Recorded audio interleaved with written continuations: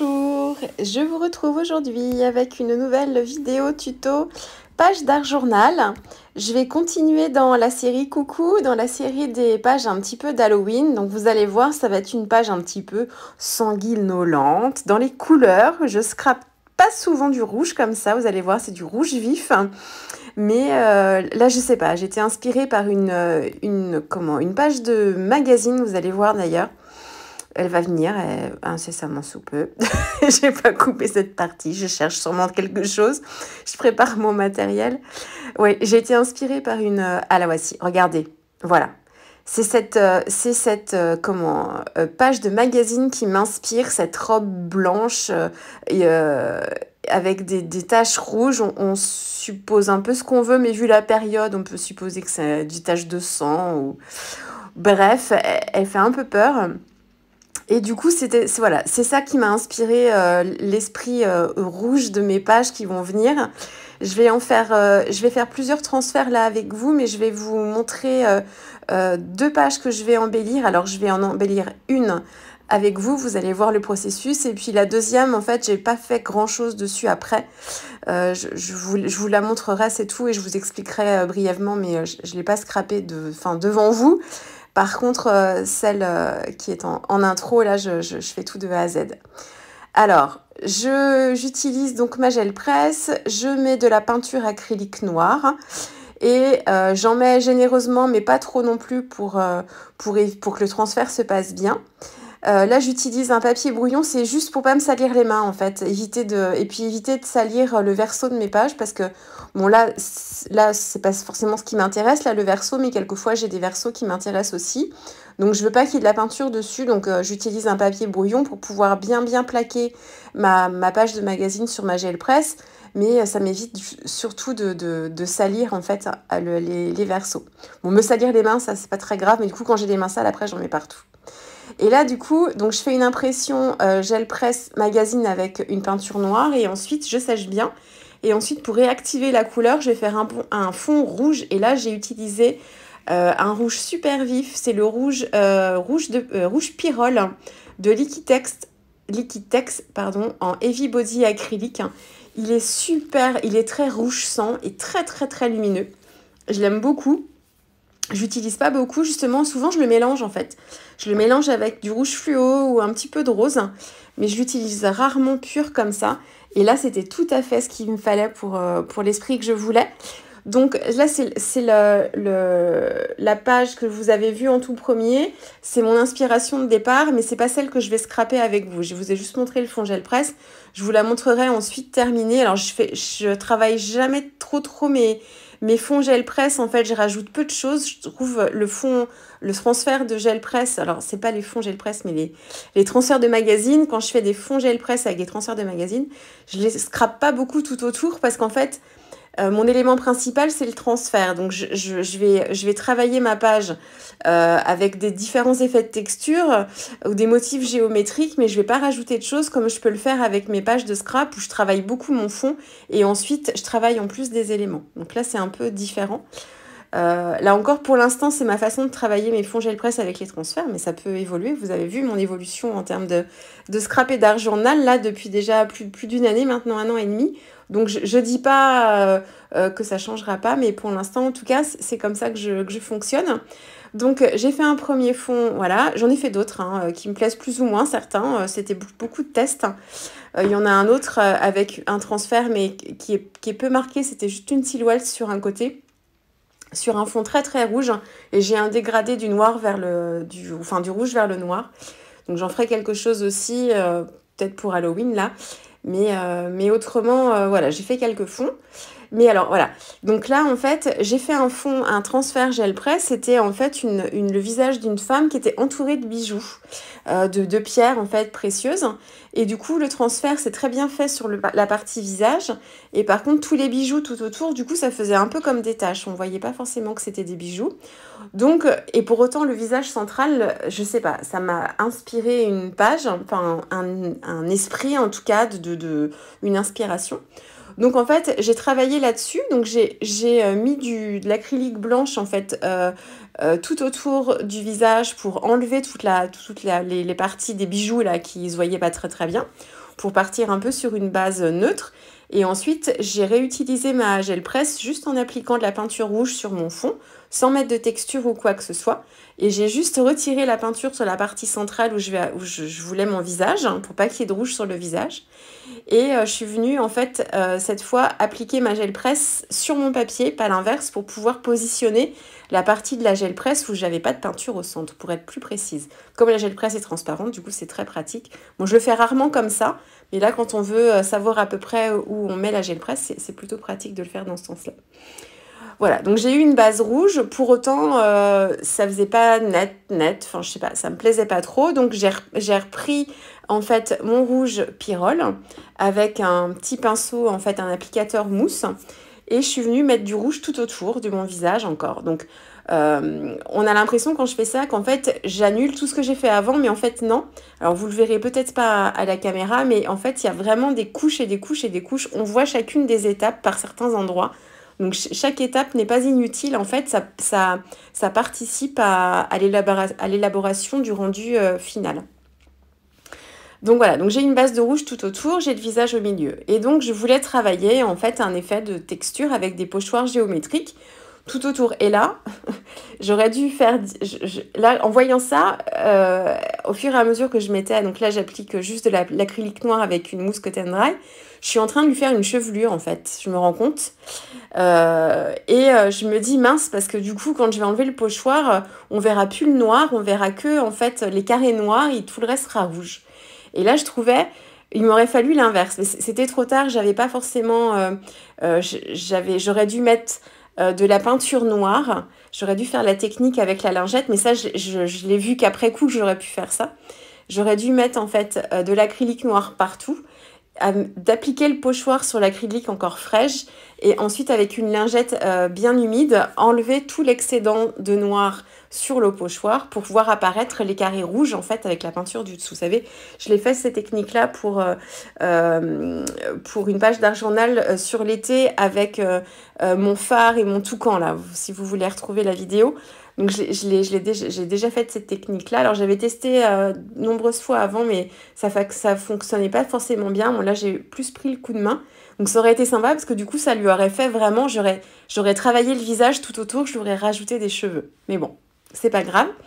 Donc ce que je fais quand même, c'est que j'assombris bien les contours. Vous allez voir qu'au fur et à mesure, je vais mordre un peu plus sur ma page pour avoir quelque chose de bien foncé tout autour, pour créer en fait une sorte de spot de lumière. Encore une fois, là dans mes pages plus sur Halloween, j'ai ce réflexe-là de faire des spots de lumière au centre et d'assombrir vraiment très fortement tout autour, qu'on ait un petit côté un peu plus dramatique. Et là, je prends les codes un peu d'Halloween et j'utilise un pochoir de la Fée du Scrap avec l'étoile d'araignée. Je crois que sur chacune de mes pages, là, sur ce thème, je crois que je l'ai utilisé à chaque fois. Alors, soit le pochoir... Ah non, pas sur ma page papillon. La page précédente, je ne l'ai pas pris. Mais autrement, sur les autres, j'ai fait une page pour la Fée du Scrap, si vous voulez voir, sur le thème d'Halloween aussi, avec 3 sorcières. C'est des tampons de l'encre et l'image, qui ne sont pas du tout des tampons typés Halloween. Dans des tons de bleu et de violet, si vous voulez aller faire un tour sur la chaîne de la Fée. J'essaierai de vous poster une photo de ma page sur mon YouTube, juste en post, si vous voulez aller voir ce que j'ai fait. Donc voilà, mais oui, c'est il y a 3 séries, il y a un pochoir et 2 masques avec des toiles d'araignée qui sont top et qui donnent des effets différents suivant ceux qu'on utilise. Donc voilà, donc j'ai rajouté du noir avec des effets de texture quand même, avec pas de l'acrylique, mais ma petite brosse à maquillage là et mon encre Versafine claire. J'ai commencé à utiliser l'archival, mais en fait j'aime pas son côté, il y a un côté gris, gris bleu en fait qui me gêne quand je l'utilise comme ça à sec, quand j'utilise en effet brossé. Donc j'ai repris ma Versafine.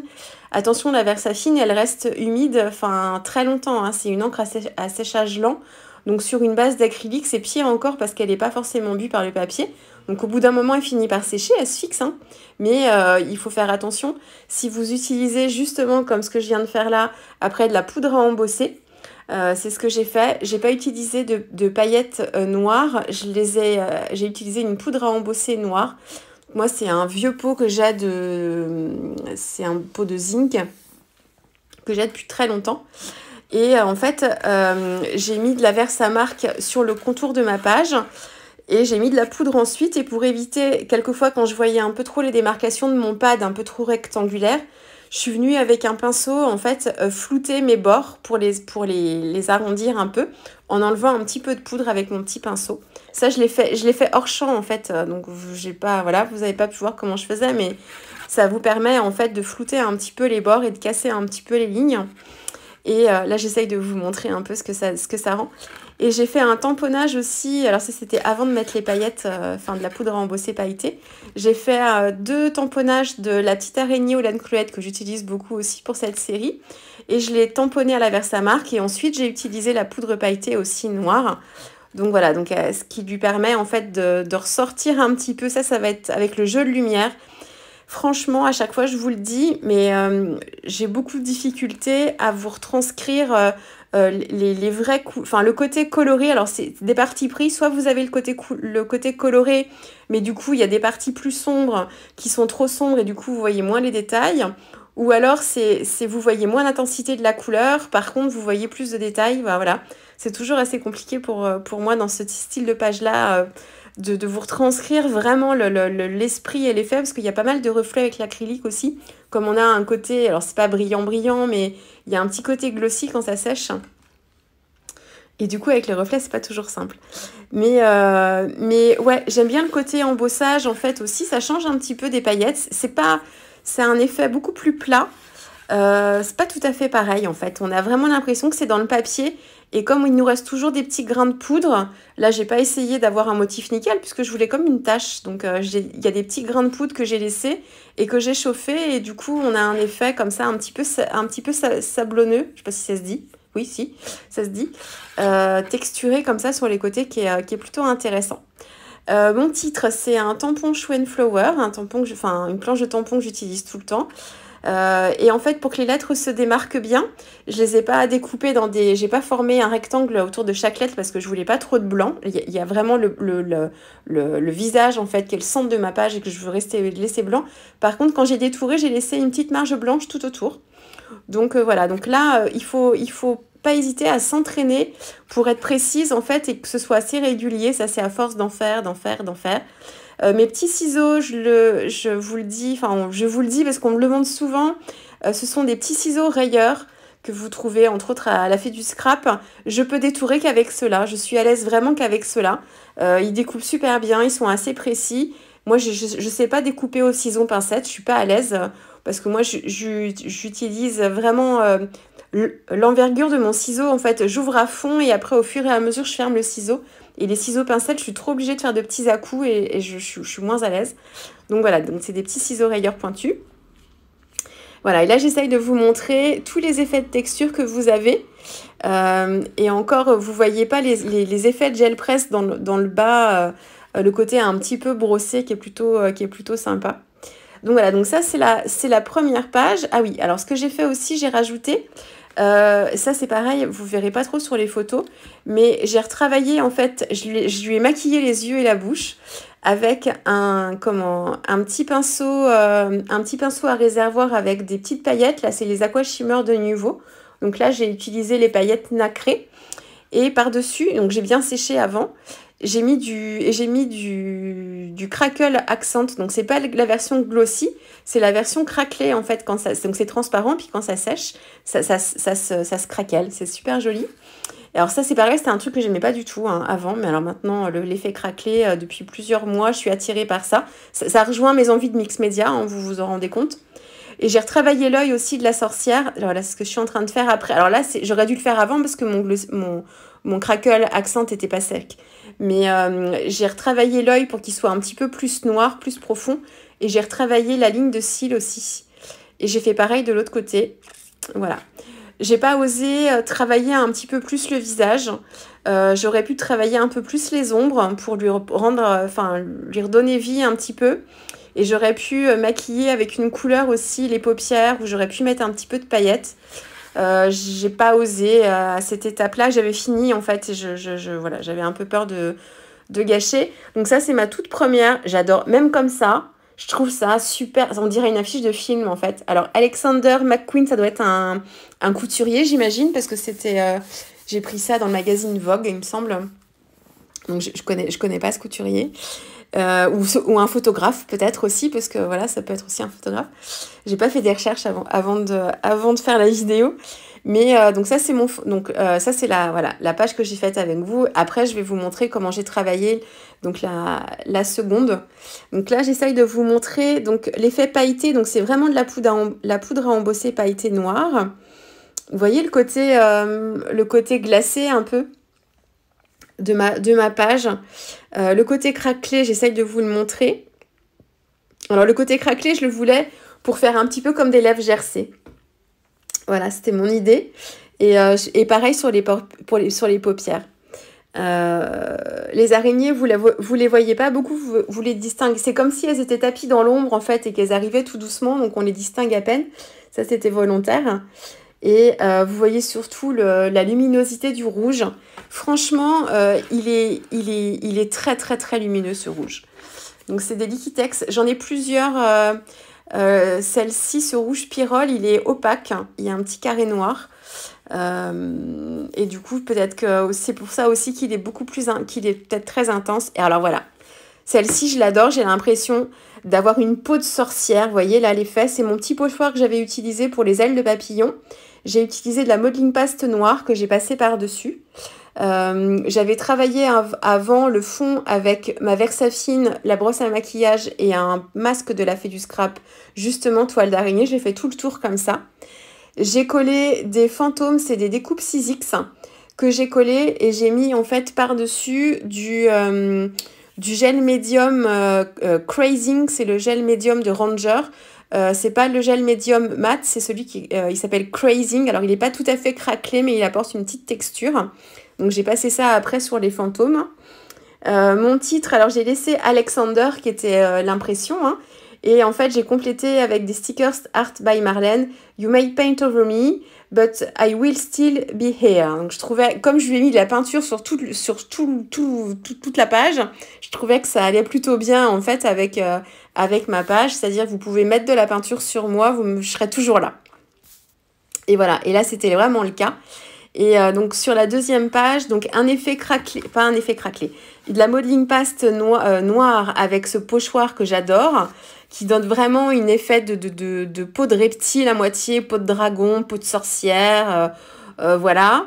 J'ai rajouté pas des shimmer powder, mais des magical aussi. J'ai ajouté la noire, c'est la Blazing Black.